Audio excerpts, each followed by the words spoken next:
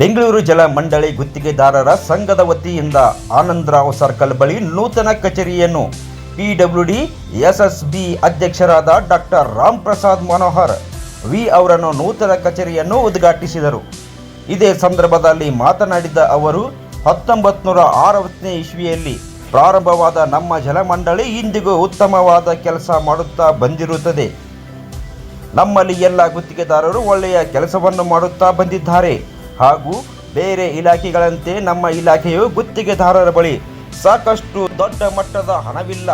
ಸಣ್ಣ ಪುಟ್ಟ ಗುತ್ತಿಗೆದಾರರಿದ್ದು ಅವರ ಕಷ್ಟಗಳಿಗೆ ನಾನು ಸ್ಪಂದಿಸುತ್ತಾ ಬರುತ್ತಿದ್ದೇನೆ ಹಾಗೂ ಇನ್ನೂ ಹೆಚ್ಚು ಮಟ್ಟಕ್ಕೆ ಈ ಸಂಘ ಬೆಳೆಯಲಿ ಎಂದು ಹಾರೈಸಿದರು.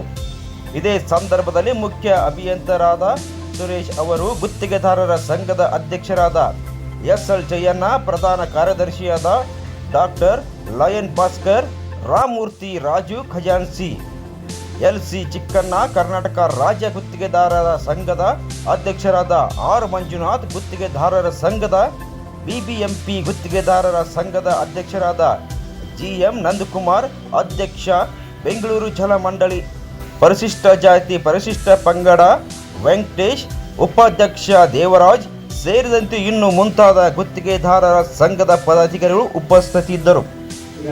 ಅವರಿಗೆ ದಿನನಿತ್ಯ ಚಕ್ರಿ ಬಟ್ಟಿಗೆ ತಗೊಂಡ್ಬಂದು ಕೆಲಸ ಮಾಡುವಂತ ಜನ ಇದ್ದಾರೆ, ನನಗೆ ನಂಬಿಕೆ ಇದೆ. ಯಾಕಂದ್ರೆ ಅವರೆಲ್ಲ ಕೂಡ ಕಷ್ಟ ಬಿಟ್ಟು ಬಹಳಷ್ಟು ಕೆಲಸ ಮಾಡ್ತಾ ಇದ್ದಾರೆ.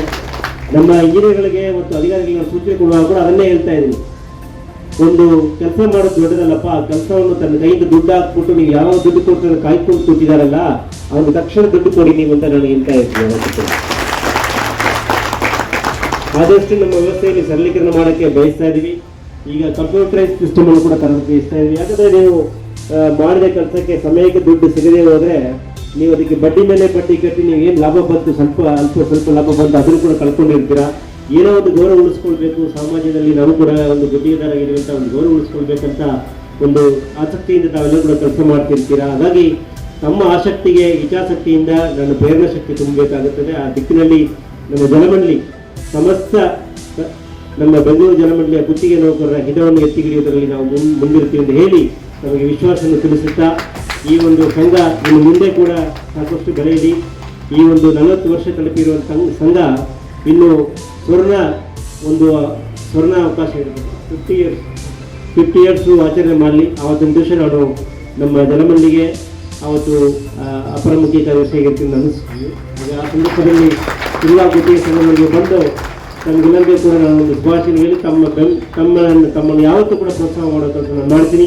ಜಲಮಂಡಳಿ ಇರಲಿ, ಎಲ್ಲೇ ಇರಲಿ, ನನ್ನ ಹೃದಯ ತಮಗಾಗಿ ಇರುತ್ತೆ ಅಂತ ಹೇಳಿ ಈ ಒಂದು ಸಮಯಕ್ಕೆ ವಿರಾಮ ಕೊಟ್ಟು ನನಗೆ ನಮ್ಮ ಕುಟುಂಬದವರಿಗೆ ಎಲ್ಲರಿಗೂ ಕೂಡ ಒಳ್ಳೆಯದಾಗಲಿ, ದೇವರು ತಮಗೆ ಆಯುಳ ಆರೋಗ್ಯ ಐಶ್ವರ್ಯ ಕೊಡಲಿ, ತಮಗೆ ಆರ್ಥಿಕವಾಗಿ ಸುಧಾರಣೆ ಆಗಲಿ ಎಂದು ಹೇಳಿ ನಾನು 2 ಮಾತನ್ನು ಹೇಳಿ ತಮಗೆಲ್ಲರೂ ಕೂಡ ಶುಭಾಶಯ